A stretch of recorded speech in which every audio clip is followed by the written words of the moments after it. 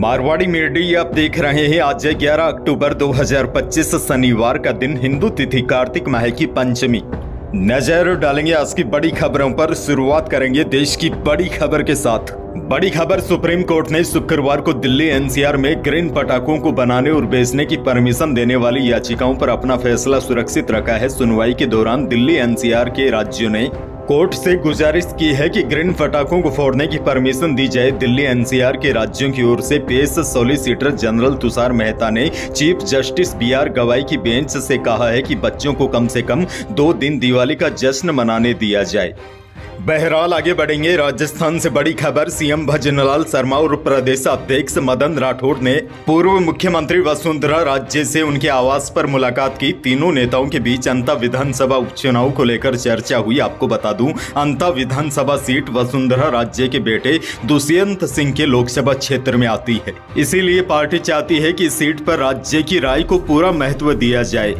अच्छा, बड़ी खबर यह भी देखिए, वसुंधरा राजे 9 अक्टूबर को पूर्व नेता प्रतिपक्ष रामेश्वर डूडी के निधन पर शोक जताने बीकानेर गई थी। बीकानेर से लौटते हुए कुछ देर चूरू के रतनगढ़ में रुकी थी। यहां राजकुमार रेणुआ की अगुवाई में उनका स्वागत किया गया था। इस दौरान पार्टी के कार्यकर्ताओं ने उन्हें मुख्यमंत्री बनाने के समर्थन में जबरदस्त नारेबाजी की। नारे लगने शुरू हो गए। हमारा मुख्यमंत्री कैसा हो, वसुंधरा राजे जैसा हो। यह नारा सुनते ही वसुंधरा राजे ने कार्यकर्ताओं को रोका और जैसा की जगह जैसी बोलने को कहा।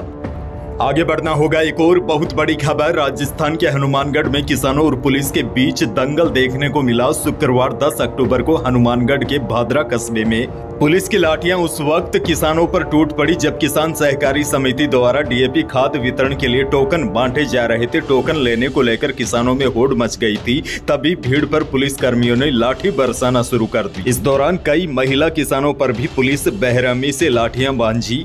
पुलिस की इस कार्रवाई से अब पुलिस विभाग पर बड़े सवाल खड़े हो रहे हैं। आखिरकार पुलिस इतनी निर्दयी कैसे हो सकती है। सोशल मीडिया पर इसका पूरा वीडियो वायरल हो गया है। यह मामला अब सीएम भजनलाल शर्मा तक पहुंच गया है। वीडियो वायरल होने के बाद मुख्यमंत्री ने तुरंत संज्ञान लेते हुए किसानों पर लाठीचार्ज को लेकर कलेक्टर से रिपोर्ट मांगी है। उधर भगदड़ के कारण कई किसानों को चोटें आई है। भगदड़ के बीच उनकी चप्पलें, कपड़े और अन्य सामान वहीं छूट गए हैं। किसान नेताओं ने चेतावनी दी है कि अगर जल्द ही दोषियों पर कार्रवाई नहीं हुई तो हम आंदोलन करेंगे। आगे बढ़ेंगे। सवाई माधोपुर से बड़ी खबर, कल मैंने आपको खबर दी थी। सवाई माधोपुर में एक बुजुर्ग महिला के दोनों पैर काट लिए। चांदी के कड़े के लिए बुजुर्ग महिला के पैर काटने का दर्दनाक मामला सामने आया है। अब जयपुर सवाई मानसिंह हॉस्पिटल में एडमिट कमला देवी ने बताया कि आरोपियों ने पहले तो उसे खाना खिलाया, फिर पैर काटकर कड़े निकाल लिए। वारदात 8 अक्टूबर की रात गंगापुर सिटी की है। कमला देवी ने बताया, 5 अक्टूबर को आरोपी मेरे घर पर आया था। मैं और मेरी बहू मजदूरी करते हैं तो हमें एक काम देने के लिए कहा था। फिर 8 अक्टूबर की सुबह हमें गंगापुर सिटी के बाईपास पर बुलाया और अंधेरा होते ही चांदी के कड़ों के लिए मेरे पैर काट दिए। अब देखिए, इस मामले को लेकर सबसे बड़ी जानकारी आपको दे दूं। मामले में पुलिस ने आरोपी रामोतार उर्फ काडू बेरवा को और उसकी महिला मित्र तनु को गिरफ्तार कर लिया है। आरोपी 1 महीने पहले ही सेवर जेल से छूटकर बाहर आया था। पूछताछ में खुलासा हुआ है कि आरोपी पहले भी इस प्रकार की कई वारदात कर चुका है। और बड़ी बात यह है, आरोपियों ने जिन लोगों को कड़े बेचे उनकी भी पहचान कर ली गई है। बांसवाड़ा जिले से बड़ी खबर, बांसवाड़ा जिले के हाड़खरा पटेल समाज ने बढ़ती महंगाई और समाज में फैल रही अनावश्यक दिखावे की परंपराओं के खिलाफ बड़ा सामाजिक सुधार अभियान शुरू किया है। समाज ने शादी ब्याह, प्री वेडिंग शूट, हल्दी रस्म पर स्टेज प्रोग्राम, आतिशबाजी और शोक संस्कार जैसी रस्मों पर रोक लगाते हुए नई सामाजिक संहिता लागू की है। यह निर्णय हाल ही में हुई समाज की आम सभा में लिया गया, जिसमें युवा और वरिष्ठ दोनों पीढ़ियों ने एकमत होकर पारंपरिक संस्कारों को सादगी और सामाजिक समानता की दिशा में मोड़ने का विकल्प लिया। कुचामन डीडवाना से बड़ी खबर है। शहर के व्यापारी रमेश रुलानिया हत्याकांड में कुचामन पुलिस को बड़ी कामयाबी मिली है। पुलिस की टीमों ने 7 आरोपियों को गिरफ्तार किया है। घटना में उपयोग की गई लग्जरी कार को भी बरामद किया गया है। हालांकि मुख्य आरोपी अभी भी पुलिस की गिरफ्त से दूर है। मामले का खुलासा करते हुए एसपी ऋचा तोमर ने बताया कि व्यापारी रमेश रुलानिया के मर्डर के लिए लॉरेंस गैंग के गुर्गे वीरेंद्र चारण से पवन चारण पुत्र लक्ष्मण सिंह चारण निवासी करनी कॉलोनी बोरावड़ ने सुपारी ली थी। उसके बाद से ही गणपत गुर्जर को अपने साथ शामिल कर लिया। पुलिस ने पवन चारण को गिरफ्तार कर लिया है, लेकिन गणपत अभी भी पुलिस की पकड़ से दूर है। फिलहाल पुलिस को बड़ी सफलता मिली है। पुलिस ने 7 आरोपियों को गिरफ्तार किया है।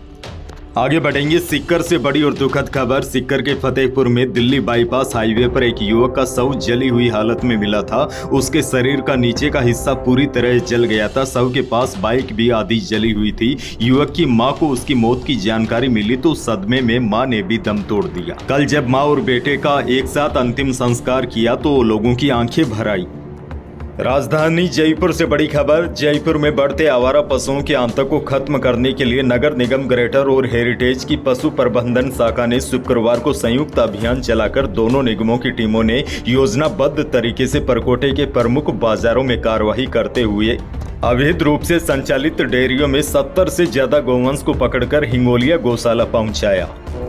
चूरू जिले से बड़ी खबर है। खाद्य एवं नागरिक आपूर्ति विभाग की ओर से शुरू किए गए गिव अप अभियान के तहत चूरू जिले में जहां खाद्य सुरक्षा से अनुराग रखने वाले करीब 1,25,434 लोगों ने खुद यानी कि सभी की इच्छा से अपना नाम हटा लिया है, वहीं यह सामाजिक न्याय की दृष्टि से एक महत्वपूर्ण योजना बन गई है। दरअसल सक्षम लोग अब अपने आप इस योजना से बाहर निकल रहे हैं। हालांकि सरकार ने कहा है कि जो अपात्र हैं उनसे वसूली की जाए। इस डर से भी कई लाख लोग कार्रवाई के डर से खाद्य सुरक्षा योजना से बाहर हो गए हैं।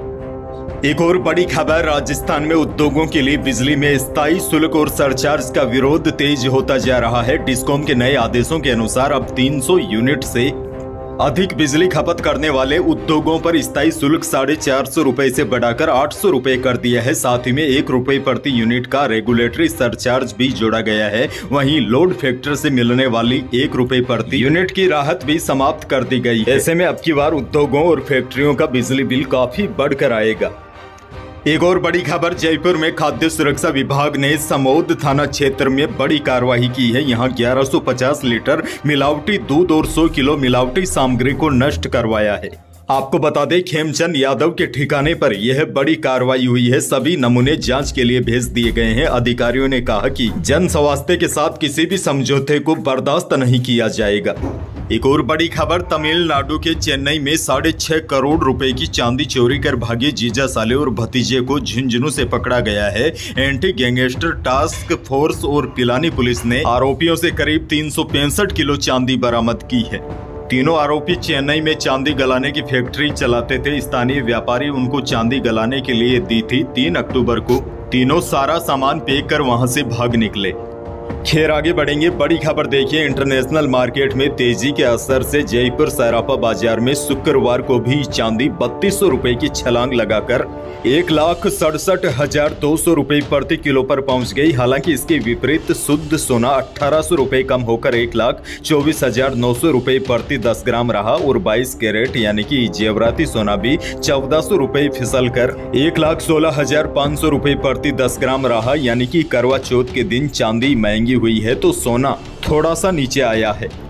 अच्छा, मौसम को लेकर बड़ी खबर देखिए। प्रदेश में उत्तरी हवाएं चलने से अचानक सर्दी बढ़ गई है। जोधपुर, चूरू, गंगानगर, अजमेर समेत 20 से ज्यादा शहरों में रात का न्यूनतम तापमान 20 डिग्री सेल्सियस से नीचे आ गया है। और देखा जाए तो अब राजस्थान में रात में कूलर, पंखे चलने भी बंद हो गए हैं। उत्तर भारत में हुई बर्फबारी की वजह से तापमान में इतना बदलाव हुआ है। वहीं मौसम विभाग से अब बड़ी जानकारी यह है। मौसम विशेषज्ञों के अनुसार राज्य में अगले 3-4 दिन मौसम लगभग अधिकांश भागों में साफ रहेगा और उत्तरी हवाओं का प्रभाव बना रहेगा। अंत में एक और बड़ी और काम की खबर आपको दे दूं। राजस्थान की भजनलाल सरकार ने प्रदेश में पहली बार सरकारी स्कूलों में दीपावली से पहले मरम्मत, रंग रोगन और लाइटिंग करने का फैसला किया है। यानी कि दिवाली पर सरकारी स्कूलों को सजाया जाएगा। इसके लिए प्रदेश भर में 11 अक्टूबर से लेकर 18 अक्टूबर तक सरकारी स्कूलों में मरम्मत और रंग रोगन किया जाएगा। इसके बाद 18 अक्टूबर से दीपावली पर्व तक रोशनी की व्यवस्था की जाएगी, जिसके लिए शिक्षा विभाग द्वारा स्कूलों को आर्थिक मदद भी दी जाएगी। शिक्षा मंत्री मदन दिलावर ने बताया कि दीपोत्सव के पर्व के मौके पर राजस्थान के सभी सरकारी स्कूलों में सौंदर्यीकरण और नवीनीकरण अभियान चलाया जाएगा। इसके तहत स्कूलों में मरम्मत कार्य के साथ रंग रोगन भी किया जाएगा। इसके लिए शिक्षा विभाग द्वारा स्कूलों को 15,000 रुपए से लेकर 2 लाख रुपए तक की राशि मुहैया करवाई जाएगी। और बड़ी बात यह है, इसके साथ ही अब की बार सरकारी स्कूलों में आकर्षक लाइटिंग भी की जाएगी। तो यही थी प्रदेश और देश की आज की बड़ी और महत्वपूर्ण खबरें। वीडियो को लाइक करना बिल्कुल न भूलिए और चैनल पर नए हैं तो सब्सक्राइब जरूर कीजिए ताकि आप अपडेट रहे बड़ी और काम की खबरों से। धन्यवाद।